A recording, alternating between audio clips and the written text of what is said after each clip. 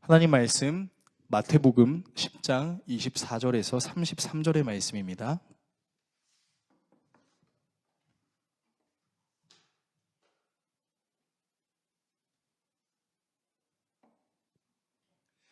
신약성경 15페이지 정도에 있는 마태복음 10장 24절에서 33절의 말씀을 한 절씩 교독하시고 마지막 절은 같이 읽도록 하겠습니다. 하나님의 말씀을 읽겠습니다. 제자가 그 선생보다 또는 종이 그 상전보다 높지 못하나니 제자가 그 선생 같고 종이 그 상전 같으면 족하도다. 집 주인을 바알세불이라 하였거든 하물며 그 집 사람들이라. 그런즉 그들을 두려워하지 말라. 감추인 것이 드러나지 않을 것이 없고 숨은 것이 알려지지 않을 것이 없느니라. 내가 너희에게 어두운 데서 이르는 것을 광명한 데서 말하며 너희가 귓속말로 듣는 것을 집 위에서 전파하라. 몸은 죽여도 영혼은 능히 죽이지 못하는 자들을 두려워하지 말고 오직 몸과 영혼을 능히 지옥에 멸하실 수 있는 이를 두려워하라. 참새 2마리가 한 아사리온에 팔리지 않느냐. 그러나 너희 아버지께서 허락하지 아니하시면 그 하나도 땅에 떨어지지 아니하리라. 너희에게는 머리털까지 다 세신 바 되었나니 두려워하지 말라. 너희는 많은 참새보다 귀하니라. 누구든지 사람 앞에서 나를 시인하면 나도 하늘에 계신 내 아버지 앞에서 그를 시인할 것이요 누구든지 사람 앞에서 나를 부인하면 나도 하늘에 계신 내 아버지 앞에서 그를 부인하리라. 아멘. 오늘 여러분과 함께 예수님의 일생 55번째 시간 두려워하지 말 것, 두려워할 것이라는 주제로 하나님의 말씀 나누도록 하겠습니다. 아마 여러분이 굉장히 잘 알고 계실 것 같은 내용인데요. 여러분께 질문 하나 해보겠습니다. 성경에 기록되어 있는 수많은 말씀들 중에서 하나님께서 사람에게 가장 많이 하신 말씀이 무엇일까요? 사랑합니다, 축복합니다, 아껴요, 애정해요, 뭐 이런 걸까요? 물론 그렇게 하나님께서 우리에게 말씀하시기도 하지만, 그리고 선하신 길로 인도하시고 좋은 것을 주시기도 하지만 가장 많이 기록되어 있는 말씀은 놀랍게도 두려워 말라입니다. 이 말씀이 성경에 어느 정도가 기록되어 있냐면 신학자들마다 견해는 다르지만 약 365번 정도라고 합니다. 놀랍지 않습니까? 우리가 살아가는 1년을 일수로 치면은 365일이거든요. 그러니까 마치 하나님께서 매일매일 우리에게 두려워하지 말라라고 말씀하시는 것 같은 느낌이 듭니다. 그래서 어쩌면 하나님께서 우리에게 주시는 가장 큰 은혜가 있다면 그 은혜 중 하나는 두려움을 극복하게 하는 은혜라고도 말할 수 있을 것 같아요. 실제로 사람들이 세상을 살아가면서 가장 많이 느끼는 감정 중에 하나가 바로 두려움이죠. 삶을 긍정적으로 살아가고 뭐든지 잘 될 거야, 괜찮아, 다 잘 될 거야, 뭐 이렇게 얘기하고 그렇게 되면 정말로 좋겠지만 실제로 그렇게 살아가는 게 너무 어렵습니다. 너무 힘들어 죽겠는데 누가 옆에 가지고 괜찮아, 잘 될 거야 하면은 승질이 날 수도 있잖아요. 그렇죠? 진짜 힘들어 죽겠는데 막 웃으면서 잘 될 거야 라고 얘기하면 웃음보다는 진짜 주먹이 올라오고 싶은 그런 우리의 감정이 있다라는 것이죠. 또 우리는 이 세상을 살아가면서 모든 것이 내 뜻대로만 되지 않는다라는 것을 너무 절실히 경험합니다. 그리고 이런 생각들은요, 우리의 신앙생활에도 여지없이 드러납니다. 예수님께서 병든 자들을 고치시고 귀신을 쫓아내시며 사람의 약한 부분들을 치료해 주시고 또 자신이 가지고 있었던 그 권능들을 자신의 제자들에게 허락해 주셨습니다. 자, 아마도 이 능력을 받았을 때 제자의 심정은요, 내가 이제 예수님이 하시던 그거를 이제 나도 할 수 있어라는 어떤 이제 좀 속된 말로 이제 은혜뽕이 차오르는 그런 느낌이 막 들면서, 야, 이제 내가 한번 사람을 치료해볼까? 내가 한번 하나님의 말씀을 선포해볼까라는 자신감이 있었을지도 모르겠습니다. 그러나 그렇게 생각할 수 있는 제자들의 기쁜 마음에 찬물을 와장창 부으시는 것 같은 예수님의 말씀은 이런 말씀이죠. 얘들아, 너네들 놀러 가는 거 아니야. 양들이 이리 때 들어가는 거랑 똑같아. 얘들아, 니네 매 맞을걸? 돌 맞을걸? 심지어 죽을 수도 있을걸? 그렇게 얘기하시는 겁니다. 그리고 오늘 우리가 읽은 본문 말씀은 지난주에 우리가 다뤘던 이 내용의 연장선입니다. 도대체 그렇다면 이 두려운 일을 예수님께서 왜 시키시고 또 이 두려운 일을 어떻게 감당하시게 하시려는 것일까요? 오늘 말씀을 통해서 여러분과 다음의 내용을 나누려고 하는데요. 먼저 오해하지 말아야 할 것에 대해 살펴보겠습니다. 그리고 두려워하지 말아야 할 것에 대해 살펴보겠습니다. 아유, 두려운가 봐요, 우리 사랑이가. 네, 그리고 마지막으로 두려워해야 할 것에 대해서 살펴보겠습니다. 오해하지 말아야 할 것, 두려워하지 말아야 할 것, 마지막으로 두려워해야 할 것, 이 세 가지 내용을 함께 나누고 기도하는 시간을 갖도록 하겠습니다. 첫 번째, 오해하지 말아야 할 것입니다. 예수님께서 앞으로 제자들이 어떤 취급을 당할지에 대해 말씀하시는데요. 본문 24절에서 25절의 말씀을 화면을 통해서 같이 한 목소리로 읽겠습니다. 같이 읽습니다. 제자가 스승보다 높지 않고 종이 주인보다 높지 않다. 제자가 제 스승만큼 되고 종이 제 주인만큼 되면 충분하다. 그들이 집주인을 바알세불이라고 불렀거든 하물며 그 집 사람들에게야 얼마나 더 심하겠느냐. 자, 이 말씀을 보시면 갑자기 제자가 스승보다 높지 않고 종이 주인보다 높지 않다라는 표현이 있는데, 사실 이 표현은요, 당시 유대인들이 살고 있었던 사회에 굉장히 자주 쓰이는 격언이었습니다. 그러니까 우리나라 말에도 그런 말 있잖아요. 옛말에 선생님은 뭐도 밟지 말라고요? 그림자도 밟지 말래요. 요즘은 너무 밟아서 문제가 되는 그런 사회에 우리가 살고 있지만 옛날만 하더라도 우리가 그런 마인드가 있었습니다. 마찬가지로 유대 사회에서 제자가 스승과 같이 된다라는 거는 진짜 엄청난 일이었어요. 그리고 제자가 스승을 따라가는 것도 종이 주인처럼 되는 것도 쉬운 일은 아니었다라는 것이죠.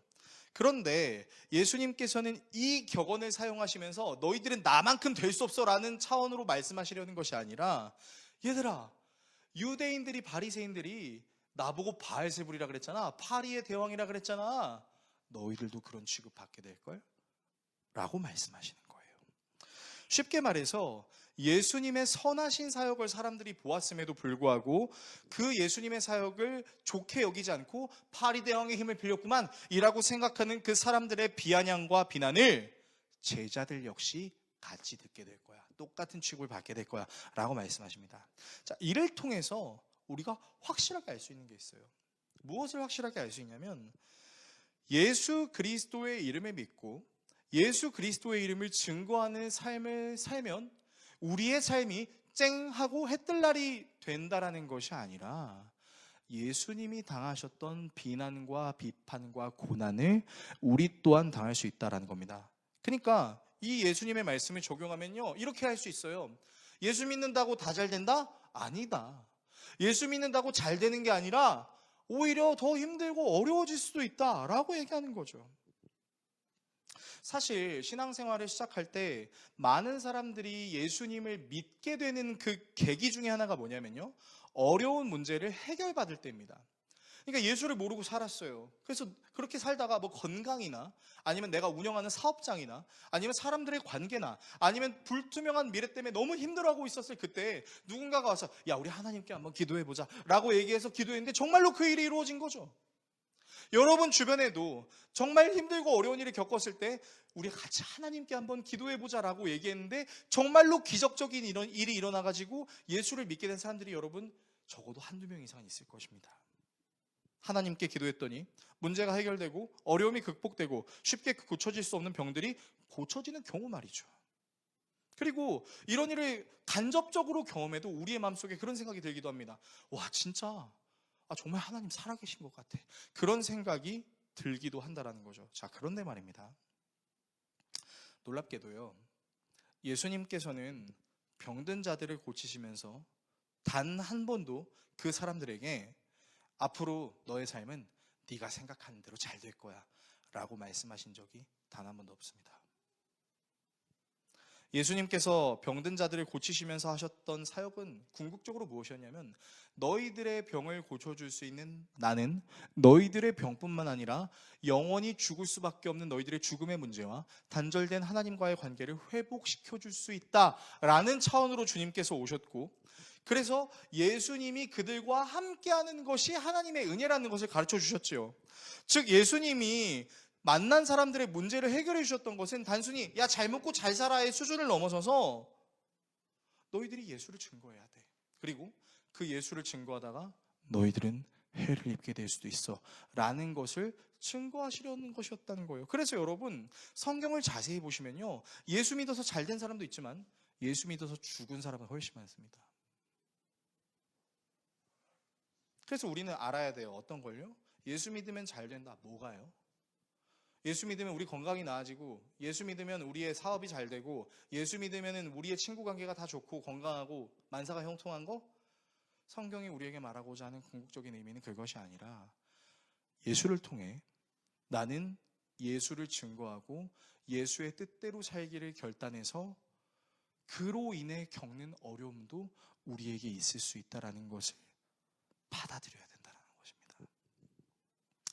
저는 사실 목사지만 개인적으로 예수 믿었더니 돈 많이 벌고 예수 믿었더니 병이 낫다라는 간증을 솔직히 그렇게 좋아하진 않습니다.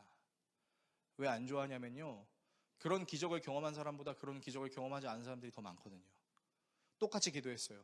10명이 기도했는데 한두 명은 잘 됩니다. 그게 하나님의 은혜가 아니라고 부정은 안 하겠습니다. 그러면 나머지 8명이 잘 안 되는 건 하나님의 은혜가 아니라고 말할 수 있을까요? 그런데 이렇게 간증에 대한 좀 편협적인 사고를 가지고 있는 저에게 굉장히 충격적인 간증을 해주셨던 한 자매님이 계셨어요.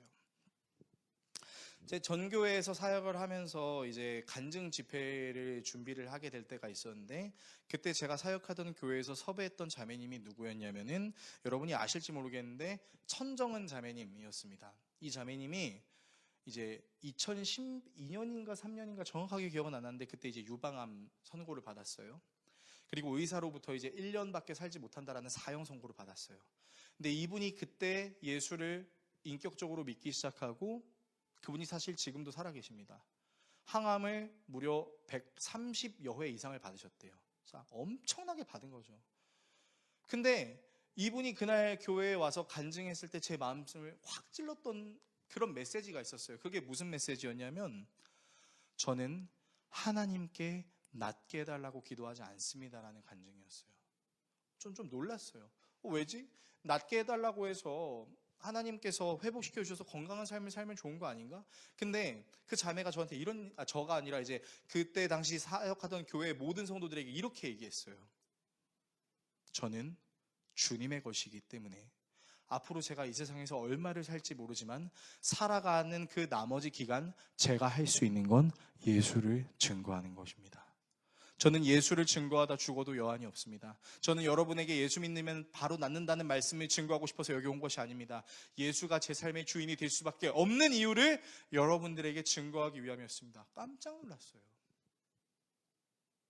흔히 우리는 그런 간증 많이 듣지 않습니까? 힘들고 어려웠던 삶에 주님이 광명처럼 찾아오셔서 내가 해결하지 못하는 문제를 해결해 주셨다. 간증 맞습니다. 저는 그 간증을 폄하하고 싶은 생각이 전혀 없습니다. 그런데 앞으로 저의 삶이 얼마 남았는지는 저는 알 수 없지만 남은 인생은 오직 주님의 것입니다. 저는 암에 걸렸어도 계속해서 주님을 증거합니다 라고 얘기하는 거예요. 그래서 그 자매님한테 제가 찾아가서 물어봤습니다.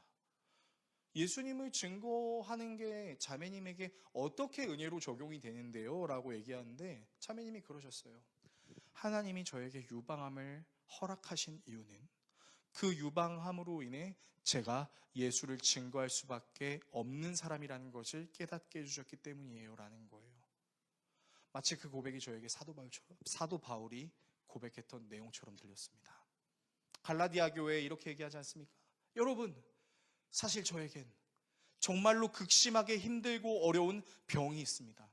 저는 이 병을 하나님께 낫게 해달라고 무려 3번이나 간절히 기도했지만 하나님께서 저에게 이렇게 말씀하셨습니다. 너에게 있는 것이 족하다. 그 다음부터는 제가 더 이상 병을 낫게 해달라는 기도를 하지 않았습니다. 여러분, 사도 바울이 이렇게 고백했습니다. 그리고 사도 바울은 죽을 때까지 복음을 증거하는 삶을 살았던 것이죠. 여러분, 우리가 신앙생활하는 이유에 대해서 좀 분명하게 정의를 내릴 필요가 있는데, 저는 여러분이 문제를 해결해달라고 기도하지 말라는 얘기가 아니에요. 절대 오해하시면 안 돼요. 단편적으로 생각하지 마시고, 여러분, 우리가 예수를 믿는 이유가 무엇인지에 대해서 분명히 정의 내릴 필요가 있다는 겁니다.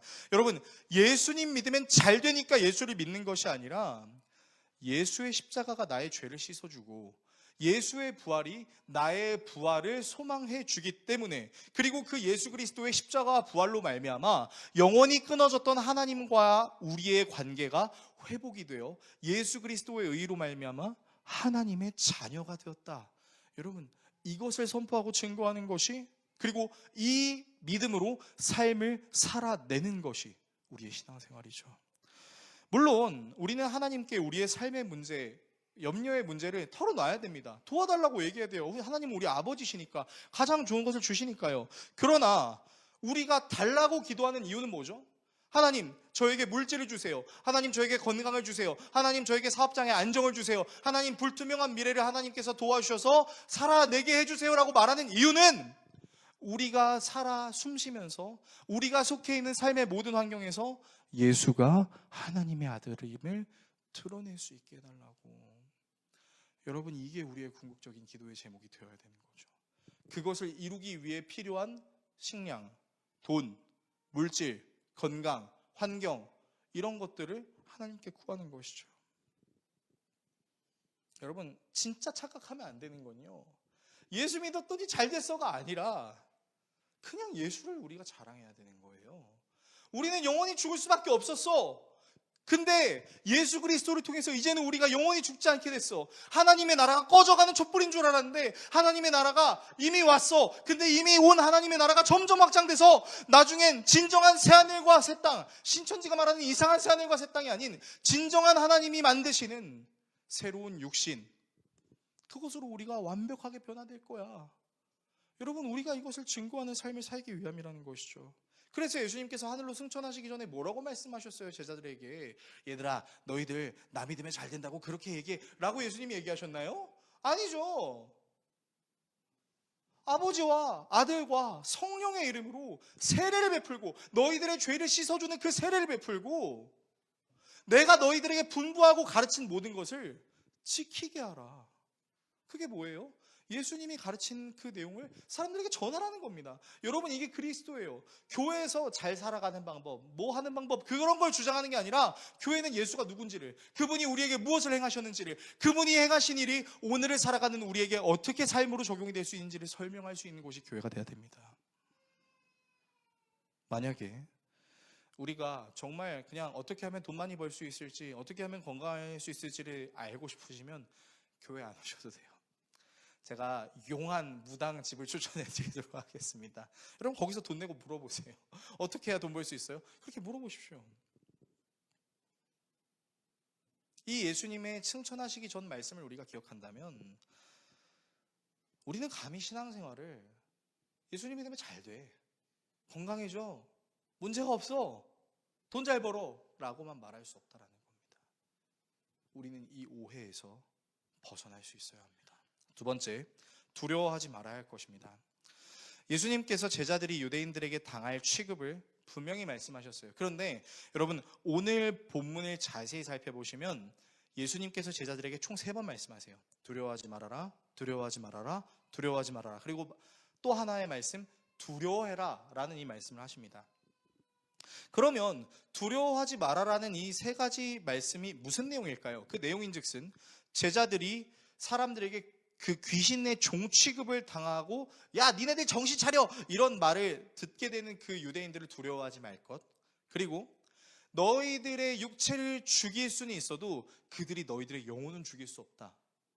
그리고 그들이 전하는 복음은 감추어지는 것 같지만 반드시 드러나게 마련이고, 참새 2마리와 머리털 이야기를 하시면서 두려워하지 말라고 말씀하십니다. 자, 이 내용이 도대체 무슨 말씀인지 좀 더 살펴보겠습니다. 자, 먼저 예수님께서 그 예수님을 바알세불, 파리대왕이라고 말하는 유대 종교 지도자들을 두려워하지 말라고 말씀하신 이유가 뭐냐면요, 여러분, 바리새인들이 예수님을 죽였던 이유가 뭔지 아세요? 그 유대 종교 지도자들이 예수님을 죽였던 이유는 예수의 복음을 드러나지 않게 하려고 했던 거예요. 왜냐? 예수님이 잘 가르치니까 바리새인들의 음모가 사람들에게 드러났거든요. 아, 얘네들이 하나님의 말씀을 잘 증거하려고 하는 것이 아니라 하나님의 말씀을 전한다라는 그 직권, 그 직분을 여전히 남용하고 싶어 하는구나. 그렇지 않습니까? 이때 당시에는 종교 지도자들이 나라의 지도자들이나 다름없었습니다. 그래서 그 사람들이 자기들의 교만함을 드러내고 사람들의 불쌍함과 긍휼함은 이제 보지 않았었죠. 근데 예수님이 오셔서 불쌍한 사람들 도와주시고 가난하고 약한 자들을 일으켜 세우시는 그게 꼴보기가 싫었죠. 드러내고 싶지 않았어요. 그래서 모함을 씌우고 누명을 씌우고 유대인의 왕이라는 죄목을 본디오 빌라도에게 얘기해서 십자가에 못 박아버리죠. 그런데 그래서 예수님의 복음이 끝이 났나요? 아니죠. 예수님은 죽은 지 4일 만에 부활하셔서 부활하신 모습 그대로 사람들에게 나타나셨죠. 그리고 그 복음이 초대 교회에 이야기되기 시작하면서 어디까지 흘러왔어요? 약 20세기가 흐른 21세기인 오늘까지 복음이 흘러왔습니다. 심지어 기원 전까지 생각하면 여러분 복음의 역사는 어마어마합니다.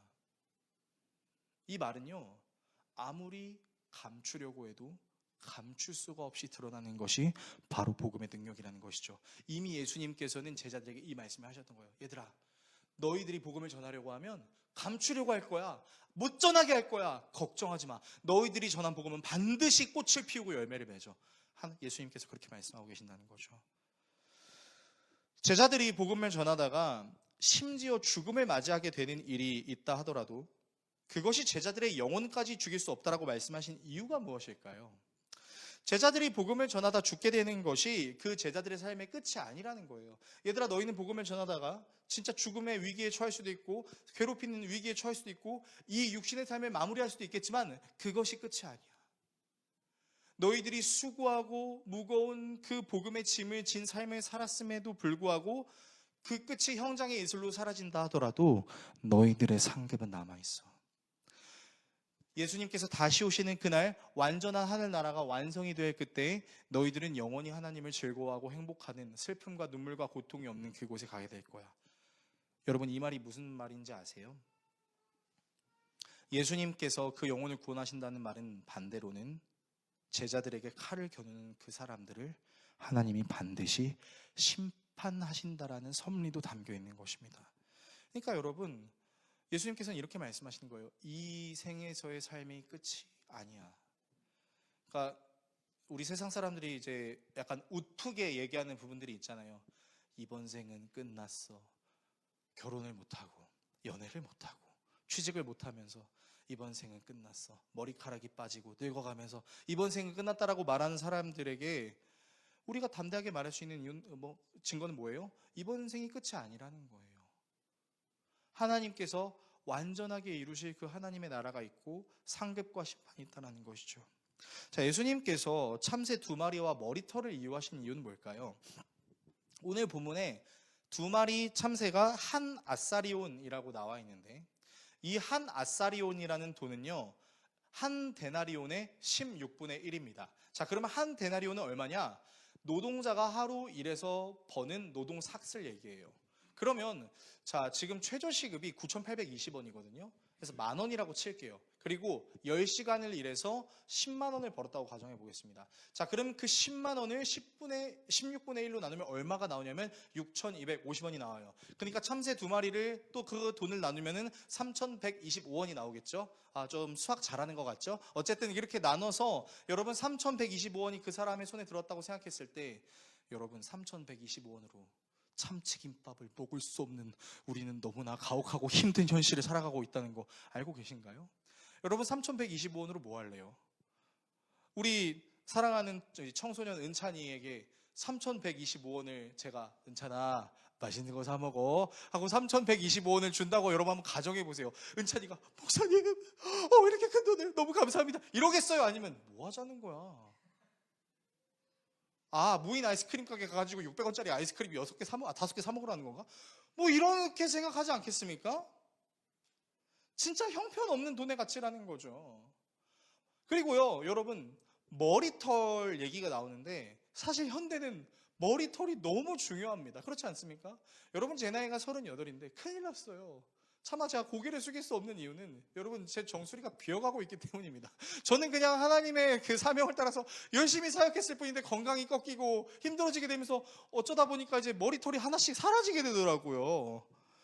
그리고 그래서 이제 사람들이 그렇게 얘기하잖아요. 탈모를 해결하는 사람은 억만장자를 넘어서 세계를 구하는 사람이 될 거다. 그렇게 얘기를 한단 말이에요. 근데 놀랍게도 유대 사회에서 머리카락은 쓸모없는 거였습니다. 여러분 알고 계셨습니까?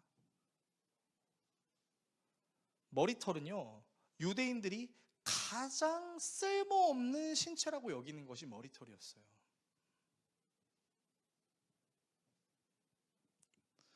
그러니까 지금 예수님께서는 이렇게 말씀하시는 거죠. 정말 저렴하게 느껴지는 참새도 하나님이 허락해야 땅에 떨어질 수 없고, 아무리 쓸모없는 머리털이다 할지라도 하나님이 세고 계신다라는 사실은요, 하나님은 아주 하찮아 보이는 그런 것도 하나님의 섭리가 들어가 있다는 것이고요.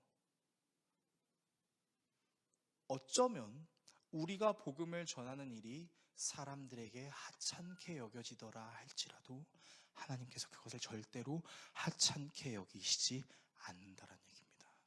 그래서요, 이 세 가지 두려워하지 말라라는 내용을 이렇게 연결할 수 있습니다. 다음과 같이 연결할 수 있는데요, 예수님께서는 제자들이 하는 모든 사역들을 아무리 유대 종교 지도자들이 악한 사람들이 가리려고 해도 분명히 드러나고, 그것을 가리기 위해서 심지어 죽이려는 시도를 당한다 할지라도 우리의 영혼은 반드시 구원되고, 이런 제자들의 사역이 매우 쓸모없고 하찮은 것이 아니라 사실은 하나님께서 너무나 값지게 여기고 계신 귀한 사역이다라는 것.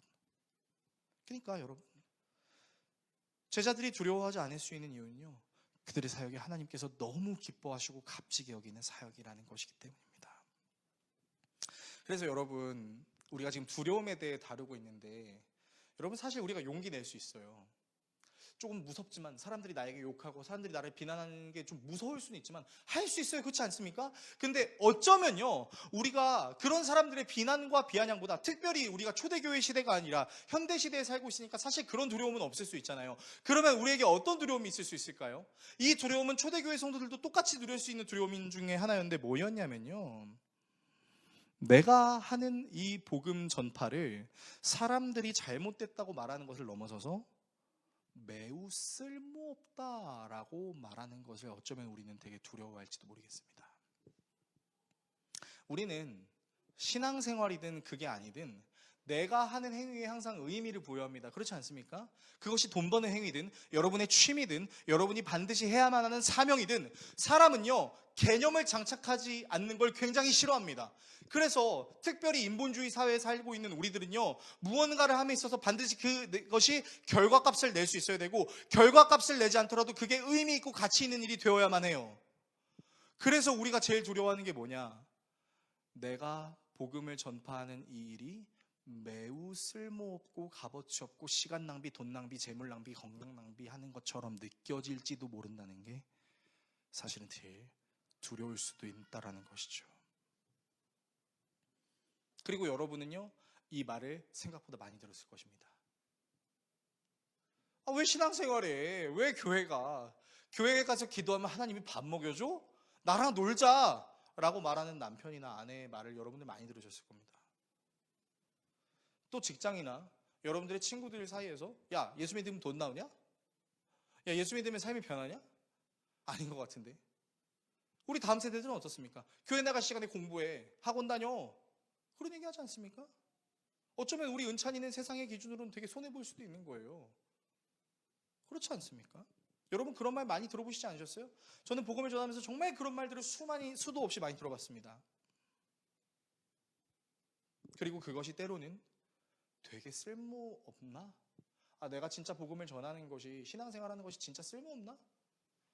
남들이 세상에서 즐기는 거 안 즐기고 참는 게 쓸모없나? 라는 생각이 들 때도 있다라는 겁니다.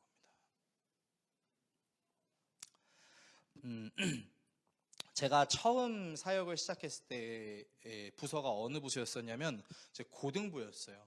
근데 하나님께서 저에게 어떤 고등학생들을 사역하게 하셨냐면, 전국에서 이 10손가락 안에 드는 순위권에 이제 정말 공부를 잘하는 아이들이 모이는 그 고등학교에서 아이들에게 복음을 전하는 사역을 제가 감당했었습니다. 근데 이제 복음을 전하면서 진짜 쉽지 않다라는 생각을 많이 했었던 게, 그 학생들이요, 진짜 똑똑해서 막 별 여러 가지 질문들을 하는 거예요. 그러니까 막 17살짜리에게서 지금으로부터 한 15년 전의 얘기인 것 같은데 막 이런 얘기가 나오는 거죠. 전도사님, 근데요, 강감찬 장군은 구원 받았어요? 이스라엘 이순신 장군은 구원 받았나요? 뭐 이런 질문부터 시작해서 전도사님, 신앙생활을 하면 이거 하면 안 된다, 저거 하면 안 된다라고 하는데 정말 하면 안 돼요? 주를 위해 산다라는 것이 무엇인지 좀 이성적으로 저에게 설명해 주시겠어요? 여러분, 고등학생들에게 이런 질문이 나옵니다. 그리고 저는 사역을 처음 했던 정말 어렸을 적의 시절이라 겉으로는 아무렇지도 않은 척 얘기하면서 또 자존심이 있어가지고 모르겠다라는 말을 못하겠고, 그래가지고 열심히 막 공부를 했어요. 아이들에게 막 하면서 뭐 어떤 아이는 막 이렇게 질문하는 거예요. 진짜 니고데모처럼 질문했어요. 전도사님, 거듭난다는 게 우리가 진짜 엄마 몸에 들어갔다가 다시 태어나는 거예요? 막 이런 질문을 하는 애들이 있는 거예요. 그래서 열심히 공부하고 또 이제 그 머리 좋은 애들을 잘 꼬시려면은 걔네들을 이성으로 꺾고 짓눌러야 되는 것도 있지만, 니네들이 어떤 말을 해도 나는 너의 편이야 라는 거를 좀 드러내 보일 것도 있어요. 그래서 제가 고등부 아이들을 사역하면서 제일 많이 했던 게 먹는 사역이었습니다. 제가 받는 사례금이 그렇게 많지 않았거든요. 11조 떼고 주정헌금 떼고 감사헌금 떼고 내 차비 교통차비 빼고 남은 거를 그냥 다 애들에게 쏟아 부었어요. 그래서 고등부 아이들을 만나면 제일 많이 갔던 게 부어치킨, 피자나라 치킨공주, 그리고 피자 스쿨, 그리고 이제 착한 돼지, 이제 고기 무한리필이죠. 이런 데 가가지고 없는 돈 있는 돈 다 때려박아다가 애들을 뱃속에 채우면서 먹여주고, 그러면 이제 애들이 마음이 열리니까 전도사님 사실 제가 삶이 어려워요. 그러면 딱 손 붙잡고 야 기도하자, 주님 이러면서 기도해서 그 아이들의 마음을 사서 그 아이들이 이제 제가 전하는 복음을 좀 들을 수 있게 해주려고 4년 동안 열심히 사역을 해서 나중에 그 사역을 마무리하는 상태에서 제 통장을 봤는데, 여러분 제 통장에 500원 있었어요.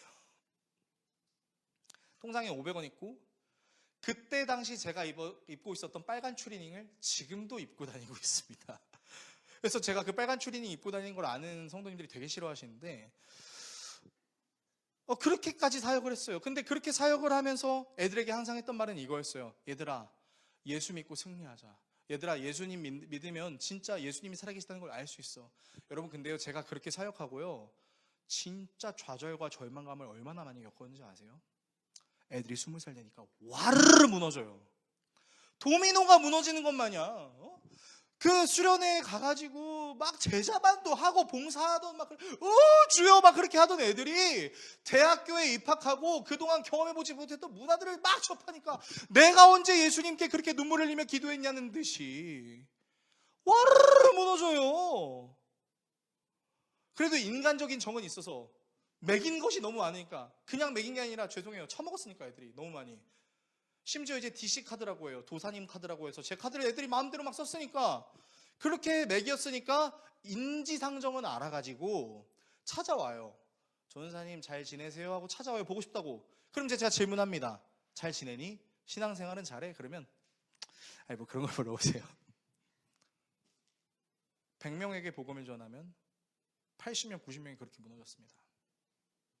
근데 제가 그때 무슨 생각이 들었는지 아세요? 와, 진짜 부질없다. 그리고 악한 심리가 발동하기 시작했습니다.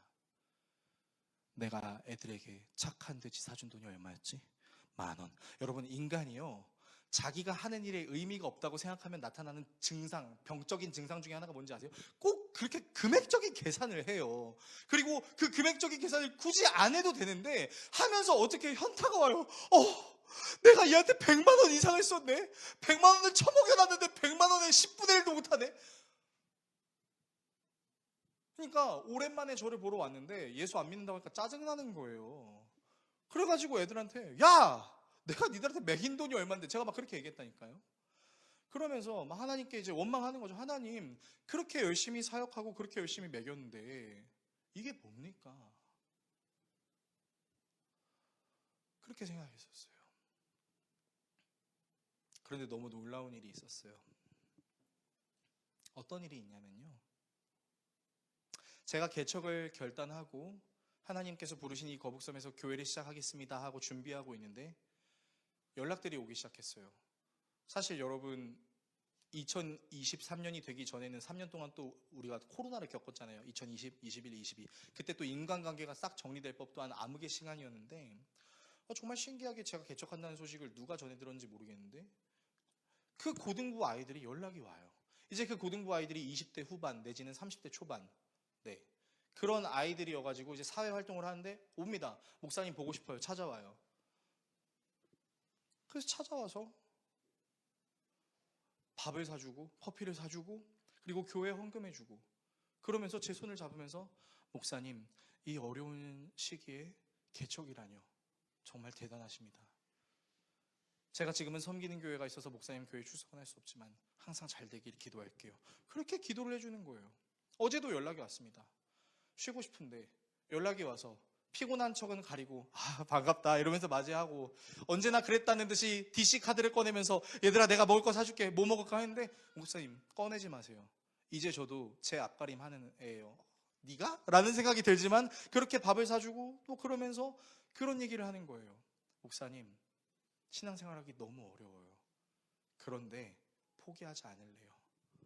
지난날 목사님이 착한 돼지에서 고기 먹여주시면서 부어치킨에서 치킨 사주시면서 밤새도록 같이 PC방에 가서 친척형이라고 뻥치면서 같이 게임하고 교제하면서 그때 저에게 말씀하셨던 예수가 우리의 삶의 주인이야 라는 게 느껴지기 시작해요 라고 얘기하는데 눈물이 나더라고요. 100만 원을 먹인 게 아깝진 않았구나. 100만 원에 이 아이가 구원받을 수 있으면 1000만 원, 1억도 더 내줄 수 있지. 막 그런 생각이 드는 거죠. 어쩌면 사회생활을 시작하면서 우리는 너무 두려워할 수 있는데 어렸을 적에 그냥 막 뛰면서 찬양하고 그랬던 게 몰라서 그랬구나 라는 것을 깨달을 수 있는 나이임에도 불구하고 목사님 그래도 제가 두려워하지 않겠습니다. 이겨내겠습니다. 예수님이 살아계신다는 것을 삶으로 증거해낼게요. 기도해 주세요. 그렇게 중보 기도를 부탁하는 거예요, 아이들이. 그때 제가 깨달은 게 있어요. 시간이 얼마나 걸리든 무슨 일이 어떻게 일어나든 복음을 믿을 자들은 하나님께서 이미 창세전에 택하셨던 그 사람들은 복음을 어떻게 해서든 깨닫게 된다. 그리고 그 깨닫게 된 아이들은 이 땅에서 예수 그리스도의 은혜로 살아내려고 애쓴다라는 거예요. 그리고 그 아이들을 위해서 수십의 시간, 수십의 물질, 수십의 건강, 제 모든 것을 걸었던 것이 절대 아깝지 않았다라는 것을 깨닫게 해주셨다라는 것입니다. 여러분, 예수님은요, 우리가 믿는 복음을 반드시 세상에 드러내십니다. 우리가 쓸모없다라고 생각할 수 있는, 심지어 내 자신조차도 쓸모없다라고 생각하는 이런 우리의 모습을 통하여서 하나님은 살아계시다라는 것을 드러내기 때문에 여러분이 복음을 믿는 것에 대해서 누가 비난해도 누가 쓸모없는 것이라고 얘기해도 우리는 두려워하지 않을 수 있다라는 것입니다. 세 번째, 두려워해야 할 것입니다. 예수님께서는 복음을 전하는 것을 방해하고 의미 없게 여기며 협박하는 사람들과 상황을 두려워하지 말라고 말씀하시면서 진짜로 두려워해야 될 분이 누구신지, 그리고 복음을 전해야 할 사람 앞에서 어떻게 행동해야 할지를 말씀해 주시는데요. 본문 28절 그리고 32절에서 33절의 말씀을 화면을 통해서 같이 읽겠습니다. 함께 읽습니다. 그리고 몸은 죽일지라도 영혼은 죽이지 못하는 이를 두려워하지 말고 영혼도 몸도 둘 다 지옥에 던져서 멸망시킬 수 있는 분을 두려워하여라. 누구든지 사람들 앞에서 나를 시인하면 나도 하늘에 계신 내 아버지 앞에서 그 사람을 시인할 것이다. 그러나 누구든지 사람들 앞에서 나를 부인하면 나도 하늘에 계신 내 아버지 앞에서 그 사람을 부인할 것이다. 자, 예수님께서 말씀하십니다. 몸과 영혼을 심판할 수 있는 절대자는 오직 하나님이시다. 그리고 너희들이 내 이름을 사람들 앞에서 시인하면 나도 너희들의 이름을 하나님 앞에서 고백하고, 너희들이 사람들 앞에서 내 이름을 거부하면 나도 하나님 앞에서 너희들의 이름을 거부할 거야. 그렇게 얘기하세요.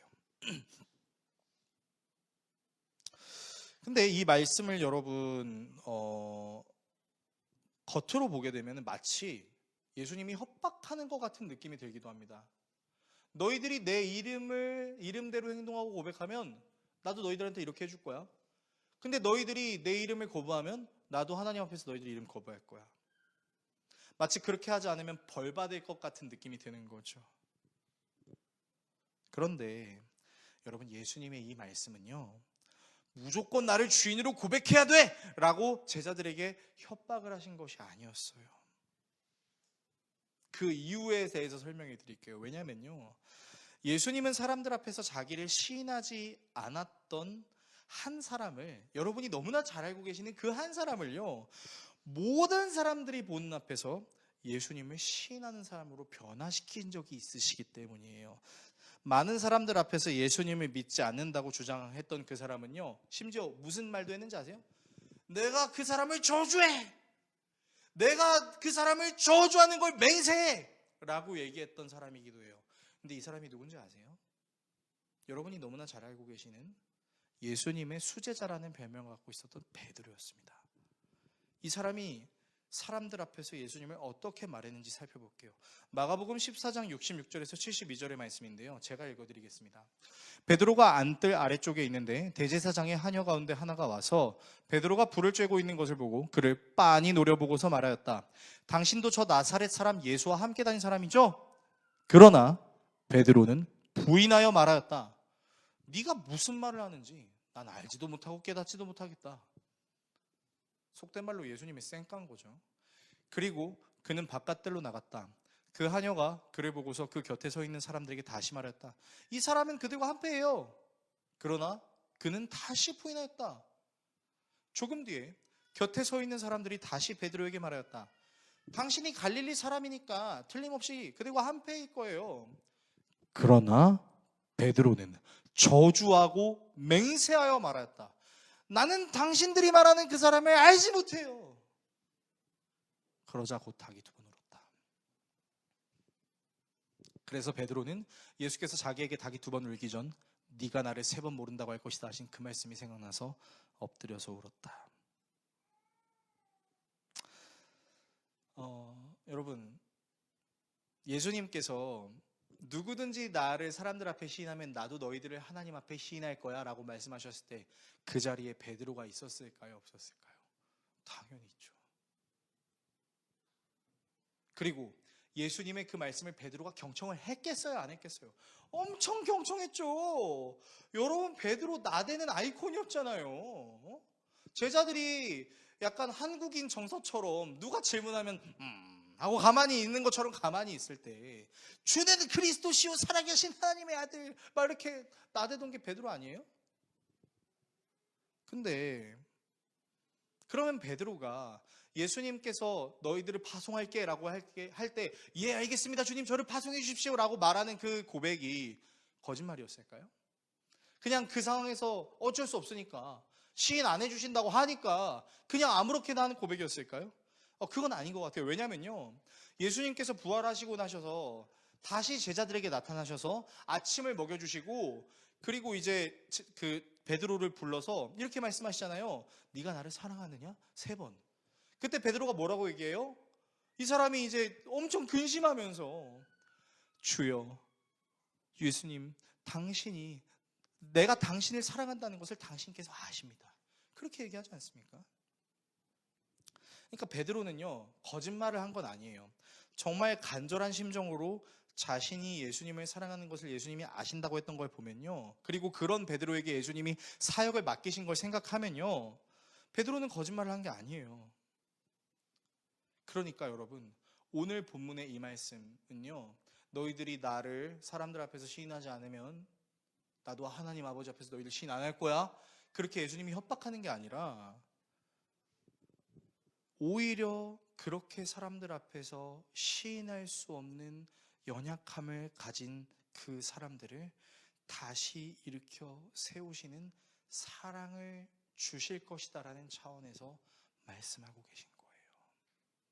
너희들 실패하면 다 없애버릴 거야가 아니라 너희들은 실패하게 될 수도 있지만 그런 너희들을 내가 다시 일으켜서 두려워하지 않고 하나님의 복음을 증거할 수 있는 사람으로 만들 거야. 그래서 예수님이 어떻게 하셨어요? 베드로가 닭이 2번 울기 전 예수님을 3번 부인할 수 없는 연약함을 가진 것을 어떻게 하셨어요? 당신의 피로 씻어주셨죠. 그리고 죽은 당신께서 부활하심으로 베드로가 이제는 이전의 모습을 벗어버리고 어떠한 상황과 환경 속에서도 주는 그리스도시요 살아계신 하나님의 아들입니다라는 것을 담대하게 증거할 수 있게 했죠. 그래서 베드로 어떻게 됐어요? 순교했잖아요. 여러분은 이 예수님의 사랑이 좀 경이로우시지 않습니까? 단순히 명령해서 불복종해버리면 심판해버리는 존재가 아닌 자신이 명령하신 말씀대로 그 제자가 행할 수 있도록 일으켜 세우시기 위해 자신의 피를 흘려야만 했던 그 신의 모습이 여러분 이 세상에 도대체 어디 있을까요? 그래서 여러분 우리가 예수를 알면 알수록 드는 생각이 뭔지 아세요? 아, 예수라는 신이 여타 다른 신들이 가지고 있는 그런 모습을 가진 신이라는 생각이 드는 게 아니라 여타 어떤 다른 신들 중에서도 이와 같은 신의 모습을 본 적이 내가 없었다라는 고백을 하게 됩니다. 여러분 극한직업 영화 보시면서 명대사 기억나시잖아요. 이렇게까지 맛있는 통닭은 세상에서 먹어본 적이 없었다. 여러분 근데 우리의 신앙 고백이 이렇게 돼야 돼요. 이렇게까지 우리를 사랑하여서 자기의 목숨을 버린 신을 내가 본 적이 없었다.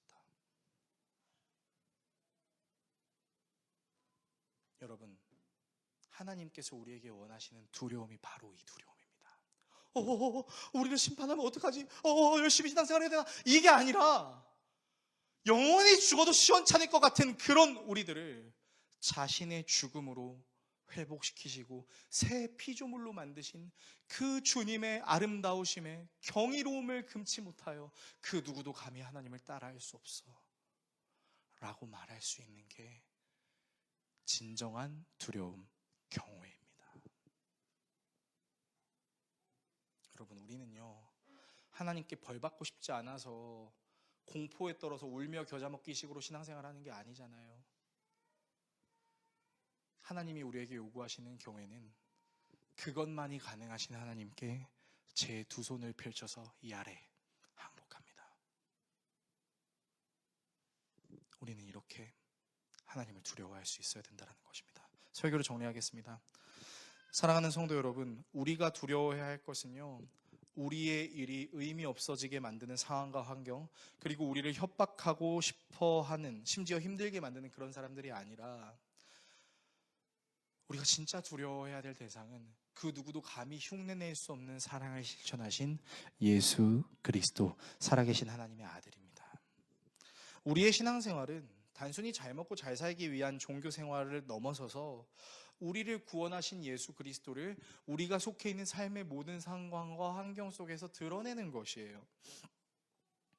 물론 삶을 살아가면서 필요한 것을 당연히 더해달라고 기도해야겠죠. 하나님 건강을 위해서, 물질을 위해서, 보이지 않는 나의 미래를 위해서 기도해야죠.